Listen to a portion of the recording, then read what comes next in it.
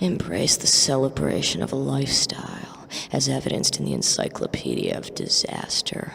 Panic, trauma, flesh, bloodshed, we are gathered together, like the sacrifice of small animals offering themselves up to the divine savage, by ways of self-mutilation, body manipulation, psychic manifestations, intransference, fiendish agonies, psychopathetic identification with something greater that doesn't even exist, except as a seductive novelty of the profoundly disturbed souls.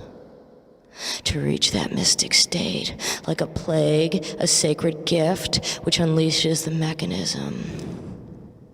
Punishment is benediction, righteously putting an end to the infected mortal's parasitical existence. Oh,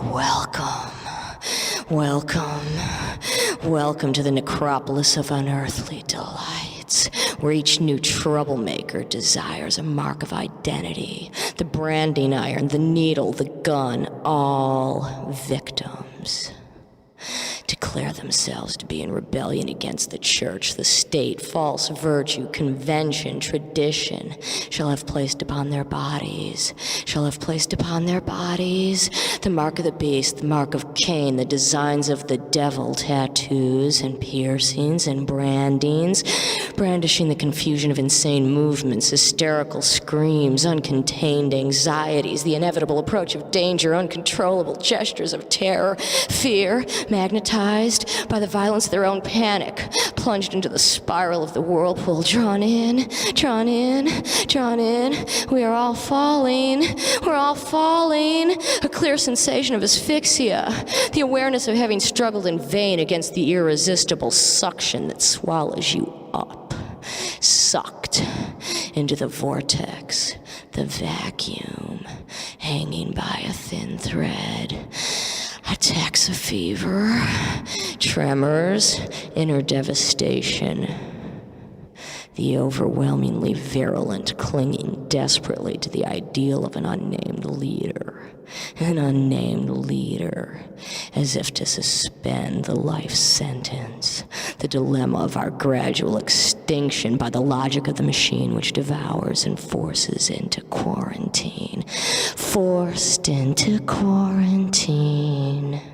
Trussed up to trees, poles, scaffolds, beaten down by the wind in a dervish of panic lust, commenced to steam in flesh and shadow by scornful executioners who've shorn every last vestige of humanity.